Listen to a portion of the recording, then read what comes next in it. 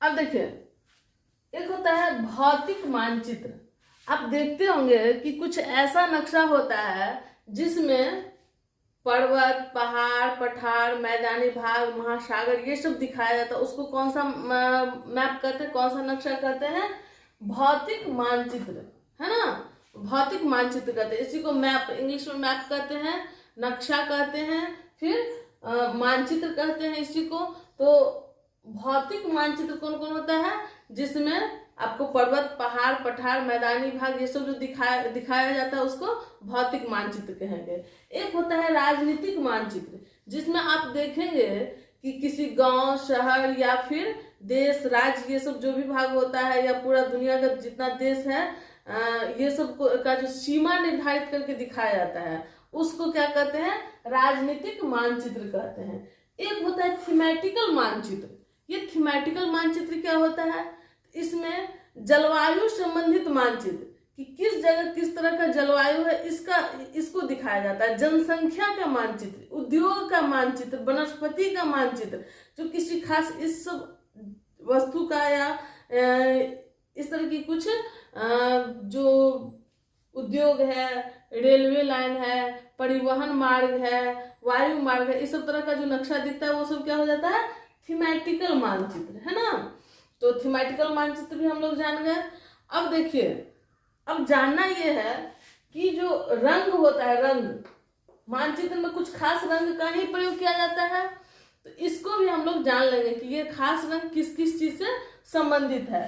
तो आप देखेंगे कि भौतिक मानचित्र में पानी, है ना, या किसी भी मानचित्र में पानी का प्रयोग किया जाता है, पानी को दिखाने के लिए, तो किस रंग का प्रयोग किया जाता है? तो नीला रंग का। पानी किस रंग का होता है? नीला। तो आप किसी भी नक्शा में देखेंगे पानी का रंग दिखाने के लिए वहां नीला रंग का प्रयोग किया जाता है। पर्वत को दिखाने के लिए आप देखेंगे भूरा रंग का प्रयोग किया जाता है। पठार को दिखाने के लिए आप देखेंगे कि पीला रंग का प्रयोग किया जाता है। मैदानी भाग जो होता है, मैदान दिखाने के लिए हरा रंग का प्रयोग किया जाता है।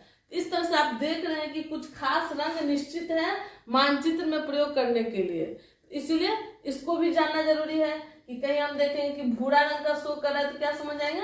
यहाँ पर्वत है। जितना डार्क भूरा रहता है उतना ऊंचा पर्वत होगा।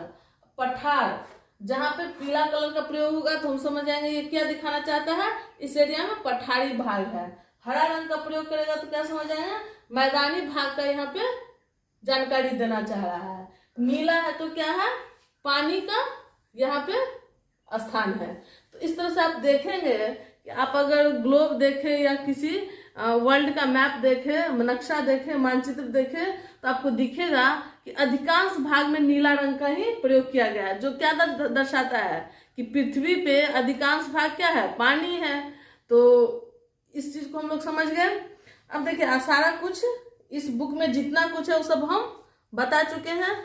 अब आप देखिए, कुछ क्वेश्चन है इस बुक में दिया हुआ जिसको आप लोग को जानना चाहिए।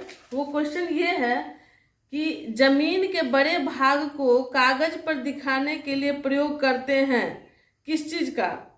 छोटे मापक का, बड़े मापक का, दोनों मापक का, उपयुक्त में से सभी। तो किस मापक का प्रयोग करते हैं हम लोग जमीन पे बड़े भाग को दिखाने के लिए? तो छोटे मापक का प्रयोग करते हैं। दूसरा सवाल है, जिस मानचित्र में पर्वत, पठार, मैदान इत्यादि को दर्शाया जाता है उस मानचित्र को कौन सा मानचित्र कहते हैं? तो उस मानचित्र को आपको पता है भौतिक मानचित्र कहते हैं, जिसमें पर्वत, पठार, मैदानी भाग सब दिखाया जाता है। अगला है, मानचित्र में मैदान को दिखाते हैं किस रंग से? आपको बताया है मैदान को दिखाने के लिए हम कौन सा रंग प्रयोग करेंगे? हरा रंग प्रयोग करेंगे। मानचित्र में दक्षिण दिशा होती है, किस तरफ दक्षिण होता है? आपको पहले ही बताया है, ये ऊपर क्या हो जाएगा? उत्तर, तो नीचे क्या हो जाएगा? दक्षिण होगा। तो मानचित्र में दक्षिण का कहाँ होगा? हमेशा नीचे की ओर। अगला देखिए, मानचित्र निर्माण में ध्यान रखना चाहिए किस चीज का? संकेतों का, दिशाओं का, मापक का। इन सभी का। चौथा ऑप्शन है उपरोक्त सभी, तो आप लोग क्या लगाएंगे, उपरोक्त सभी का ध्यान रखना चाहिए। अब अगला क्वेश्चन देखिए, खाली स्थान को भरने के लिए बोल रहा है। पहला है मानचित्र में जलीय भाग को किस रंग से दिखाया जाता है, तो बताया है नीला रंग से दिखाया जाता है। मानचित्र में उत्तर दिशा हमेशा कहाँ होती है, तो ऊपर की ओर होती है उत्तर दिशा। जनसंख्या मानचित्र किस प्रकार का मानचित्र है, तो आपको बताया है किस प्रकार का मानचित्र है, थीमेटिकल मानचित्र। जनसंख्या वाला मानचित्र क्या होगा, थीमेटिकल मानचित्र होगा। इस प्रकार से हम लोग जान गए। अगला सवाल आपको लिखने वाली है, कुछ शब्द में लिखना है उसको, चित्र एवं मानचित्र में क्या अंतर है। तो आपको सबसे पहले शुरुआत हम यहीं से किए थे कि चित्र और मानचित्र में अंतर क्या है। तो इसी प्रकार से और सब जो सवाल है उसे आप बनाएंगे। धन्यवाद।